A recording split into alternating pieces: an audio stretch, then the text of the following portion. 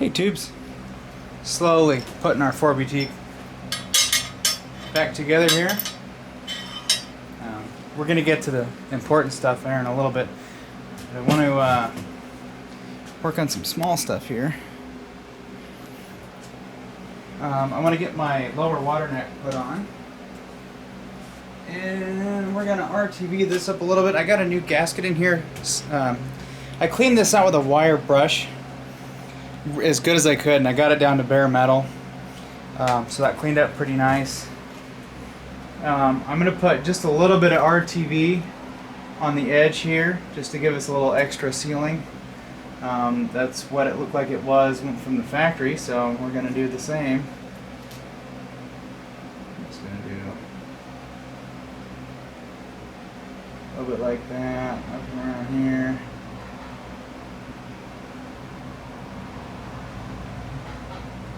It does appear these screw holes are a blind hole. So you do not have to worry about, sealing the bolts up. And someone commented saying that this area here needs to be painted, is not covered by anything, and I need to paint it. I am going to. Just haven't done it yet. I'm thinking I'm going to paint this black because the timing case is going to be black. Whew, that stuff stinks. Well, that's the correct way.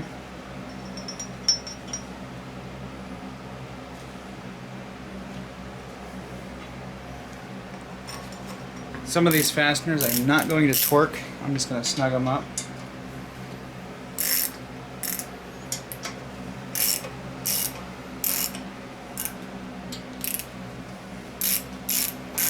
I had to really wire wheel and hammer on this a little bit to get the corrosion off of it. There was a lot of like coolant residue built up under that. I'm surprised it didn't leak even more than that. Click. It's probably only need like 30 inch-pounds or 30 foot-pounds. Click. I've got this all cleaned up. I took a flapper disc and just cleaned all this crap off. Gasket here.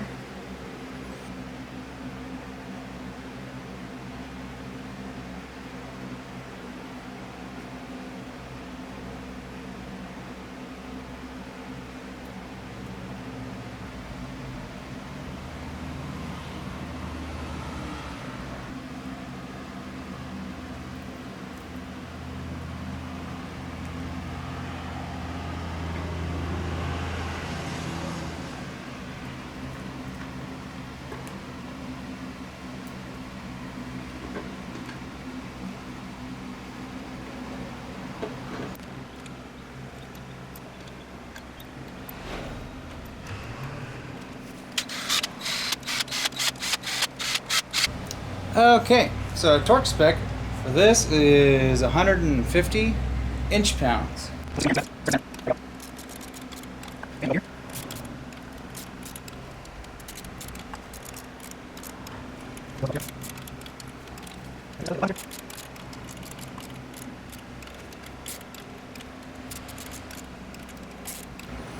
Okay, the next one is 248, but this guy I got here only goes to 200, so guess what we're going to do?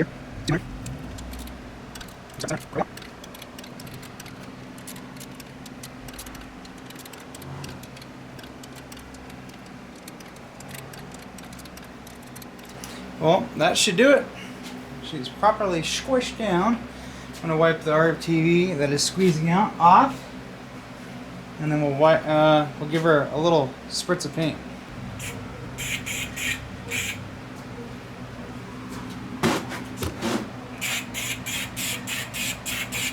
Okay, tubes, we're doing some scientific stuff here. Last engine build I did, I did not do any ring gapping or checking of the gap. I just put the rings in, freaking slammed it in, and engine's still running, so. Now that was my neighbor's Camry. I basically just went by some service information that I found, and it really just had it cut and dry, like just slap it together. Actually, truth be told, the ring part, I just didn't straight up check it. Okay, so let me explain to you what we're doing here. So, when building an engine, especially depending on application, piston rings have to be gapped to a certain amount because what will happen is, you know, if you're running, let's say you have a naturally aspirated engine and it's got kind of a tight ring gap on it. Let's say it had like 10 thousandths, but you're going to put a turbo on it and you're going to run 15 pounds of boost. You're going to want to increase your gap, you know, maybe to 20 thousandths, for example. And the reason for that is heat. So if these rings are too tight, you know, they won't have anywhere to, you know, they're going to want to expand and they're not going to have anywhere to go.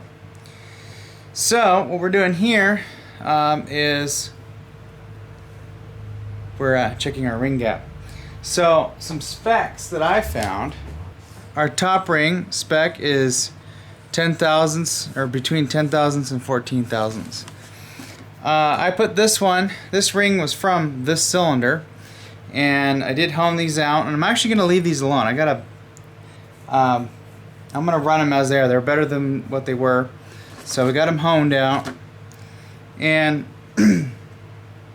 this ring here, I put in, get it in the bore. Oh my God, hang on. What do you want? You're being so needy.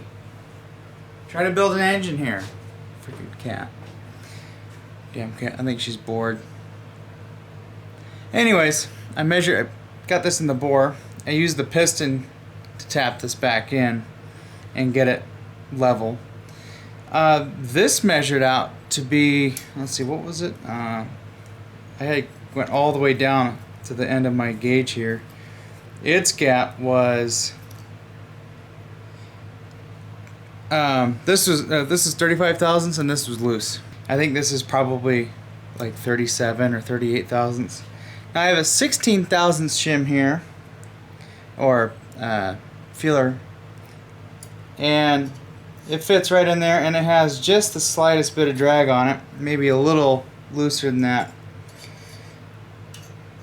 So the top ring, which is what we got there, we're just a little smidge over this top ring spec.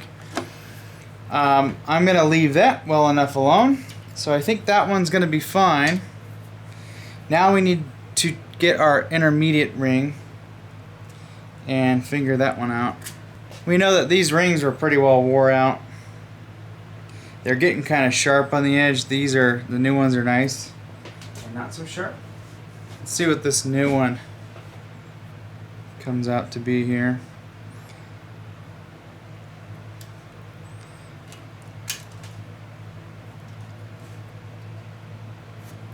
Okay, and then to get that flush, just take your piston. Just go until we catch another ring and bottom out there. One tool I am going to pick up, if I find out I don't need a filer, a piston ring filer, I'm going to not order that, and then what we'll do is I'm actually going to, there's one tool I want to pick up before putting these rings on. I could probably do them by hand. I'm just worried about breaking them. But I'm thinking about getting a piston ring spreader. Okay, so this one is the intermediate. This is the middle of the ring set. 33 and 45 thousandths. I think we're gonna need a ring gap filer for this one. Here I got 35 thousandths right here.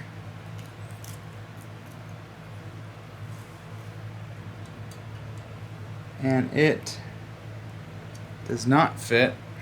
22. No, I'm gonna have to get a filer because we can't have this run that tight. If they're too tight, they'll ruin a cylinder bore. So I've got two tools in mind I want to order. 21 thousandths? More like 20. Piston ring filer is like $50. I mean, there's models out there for $1,000. Really want to spend that much money.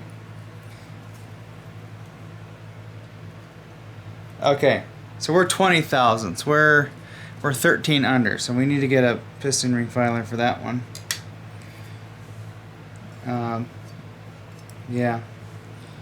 So we need to get 2 tools for this. I really want to get the piston ring expanders. Just want to avoid breaking rings, and makes it a little bit easier, and I don't want to scratch up the pistons. I've already scuffed the tops up just a little bit when getting them out because I didn't break the carbon ridge here. My fault there. I always forget to do that. Might come in here at the top here with some Scotch-Brite or something and take the chunkies off. Okay, so we were over 20 thousandths on the old one there. Let's see if we can get this, or the new one, excuse me. Let's get this old one out of here. Okay, let's check our old one here. Let's see where this one's at.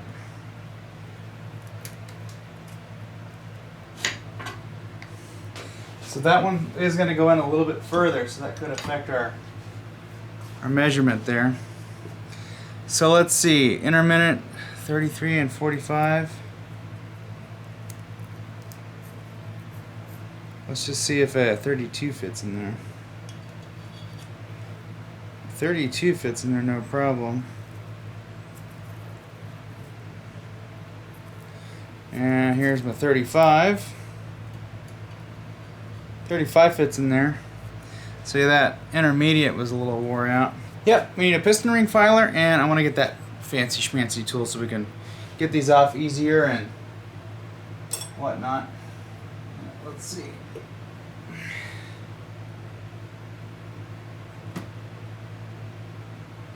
Yeah, the dot is towards the top. So I think I goofed those up a little bit. Or the front one.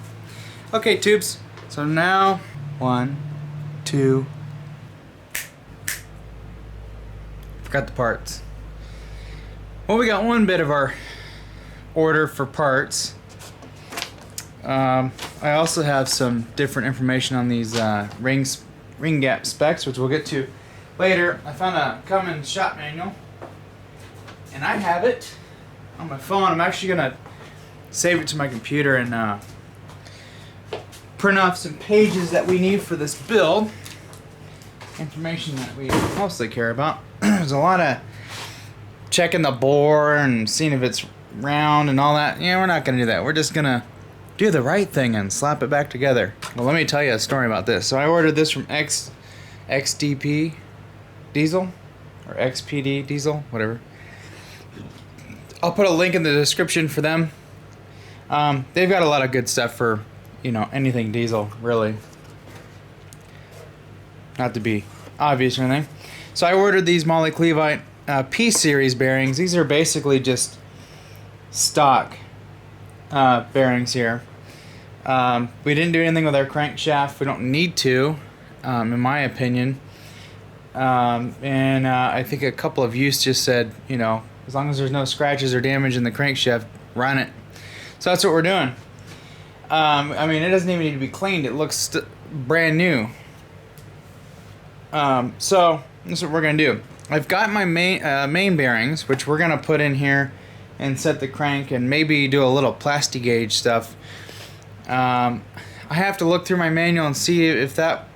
It's probably in there somewhere. I just haven't looked hard enough. I kind of skimmed through it to look at just some basic information.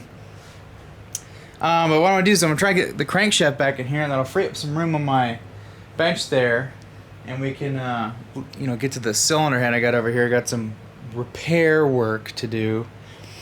But anyways, they were unfortunately out of stock of the standard bearings for both this and a higher end set that they had. So with that, I had to go with another company for my broad bearings, and I've got some factory bearings coming in from AG Kits, and one of you, I think his name is Daniel, suggested that I check them out, and I was able to order a set of standard rod bearings from them for fairly cheap. I think it cost me like $45 after shipping. I've also got another shopping cart set up with them that I'm gonna place an order this weekend. They've got everything I need to replace the stuff that's clapped out in this, like the camshaft and the tappets. I was trying to find a shop around town to do a regrind for my my camshaft. But a lot of places are like, well, I'll just buy a new one, or, you know, maybe call around. I'm like, well, that's what I'm basically doing right now, jackass. So 2 different diesel shops basically told me that, and I was a little annoyed with that. I don't really want to send my camshaft up to Canada to Colt Cams. I want to do that to get a stage 2 regrind, but also with the stage 2 regrind, I've been reading that there's some piston clearancing that has to happen and blah blah blah, and that's getting just a little too much for my taste. I really just want to get this thing freshened up, if you will, and then put back on the road. So with that, I'm just ordering a factory camshaft. AG Kits has a camshaft and tappet kit for 130 bucks. So I'm gonna order that, and there's some other stuff where so the crankshaft we're gonna temporarily set in here. We're gonna be putting new oil squirters in here. I think it's this one. Yeah, number 1 cylinder is actually, yeah, that oil squirter's broken off. So I've got some new ones that I'm going to order along with that kit. I got about 300 bucks worth of stuff, and all of that's pretty much, you know, water pump and tappets, oil squirters, all this other stuff to get this thing put back together. I'm going to order that next week, and probably the next month or so we can get it back together. I got some stuff coming up this September, so I putting the engine back together is going to be a little. It's going to take a little bit of time.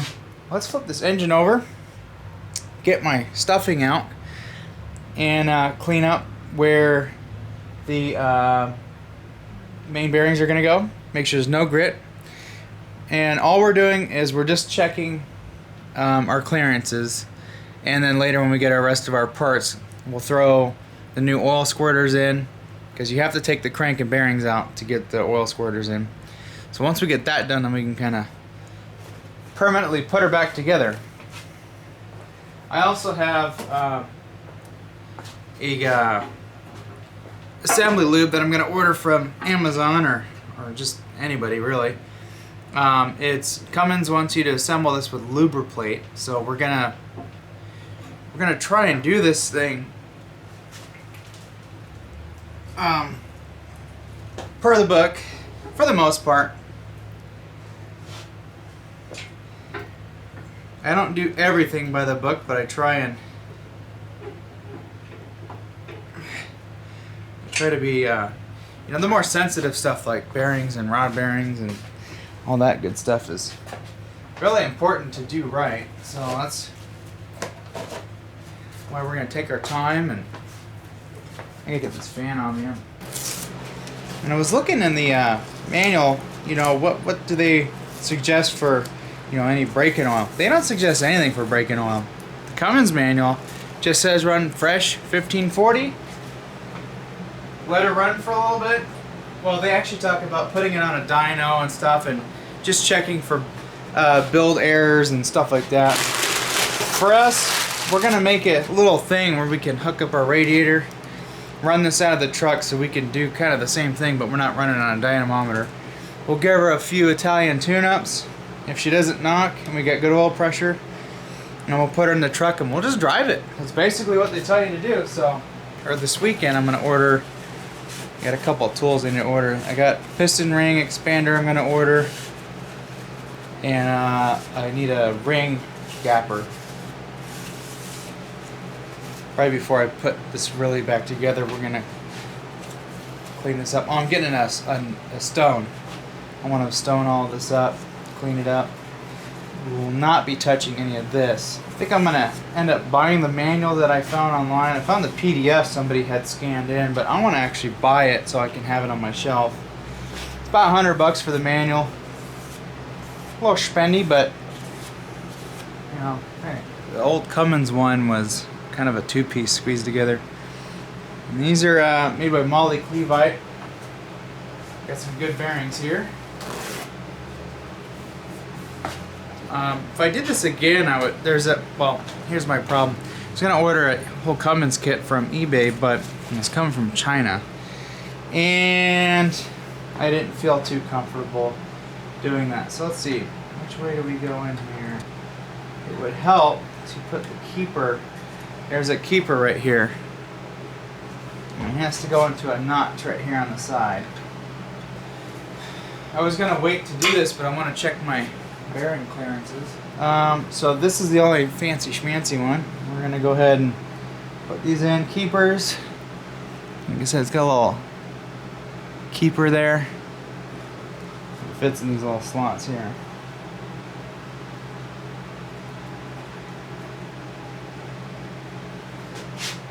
That one fit in real nice. It's almost like they're OEM. I'm making sure that there is no grit or dirt on the backside.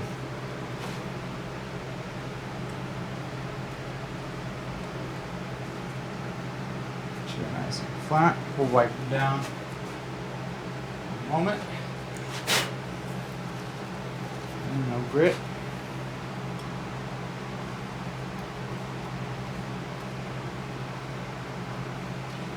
Oil holes line up for the most part. So we're going to be left with 2 extra bearings. So if we mess one of these up, we got some extras, but I don't think we will mess one of these up. As long as we don't mess this one up. Cool. So what I'll do is I'm going to wipe these off. We need to wipe the journal of the crank off, and then we're going to throw just a little bit of oil on this, and then we'll set our crank in here. Okay, we got some 1540 here. I was gonna buy some engine braking oil. You know, be all fancy, but you know, the manual says just use this stuff. Just gonna coat the bearing so when we put the crank in there, it's not, you know, dry.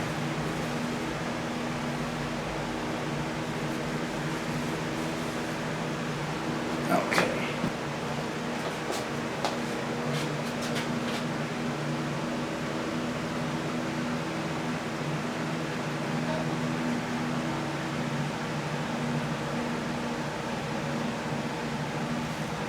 Whew.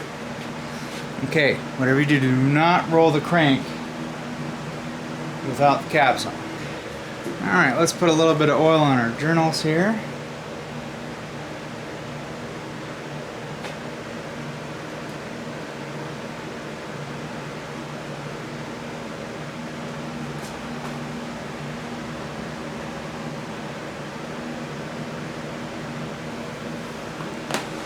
Got a box under here to catch the shmoo. Now if we kept our bearing caps in the right orientation, we should be in really good shape here.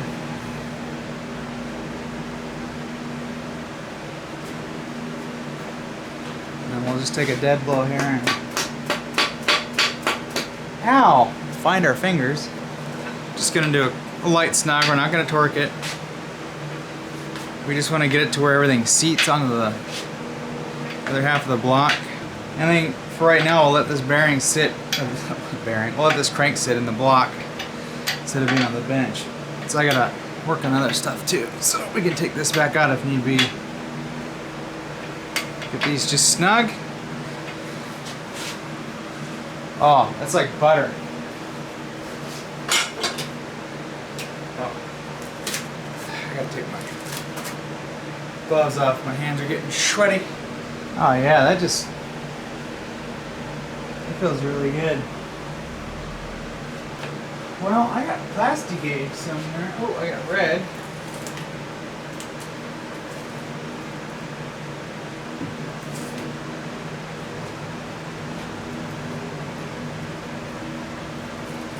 Okay, what do you think we need?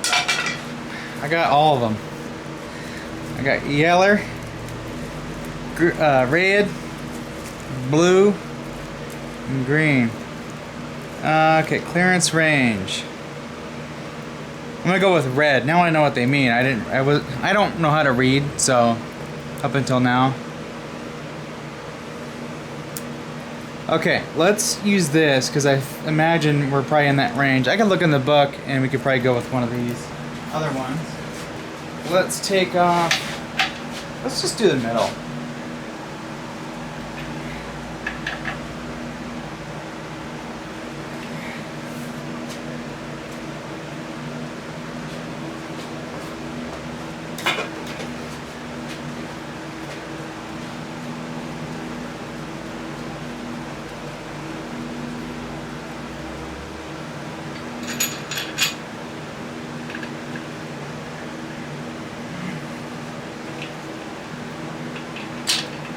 Careful not to drop the bearing. Okay, we got a little bit here. I gotta rotate this just a tiny bit.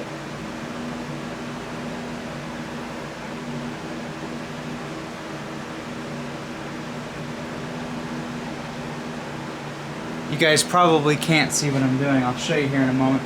It's a little, tiny little piece. I got it right on the crank there, and then we'll put the cap back on it. Snug it. I can't remember the spec for this. I'll have to look it up. I'll have to go grab my phone and look it up on the manual.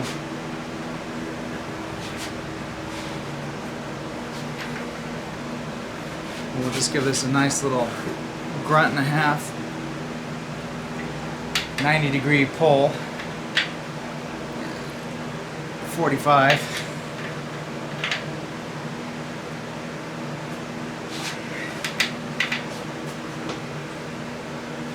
Now don't roll the crank.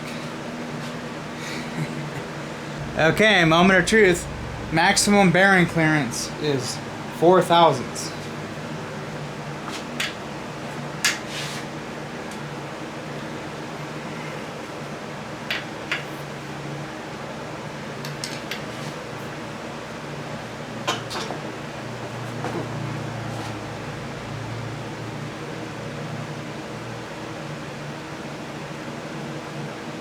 Hopefully we're within that range.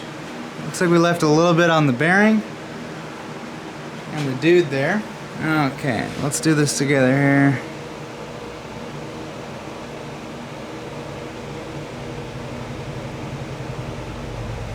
So we're at 3 thousandths.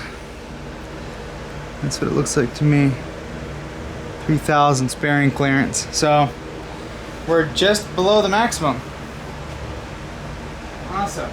I'm gonna check the other ones later. I just wanted to see what we're looking like. So far we're good.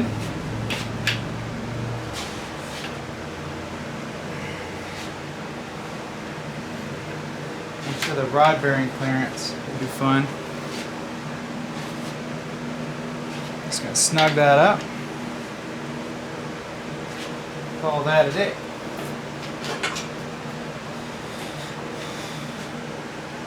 Yeah, that feels really good. I believe in the manual it says it calls for about 3 thousandths or 4 thousandths of end play. This has got just the slightest whiff, but I'll check it with my dial indicator later. This turns like butter.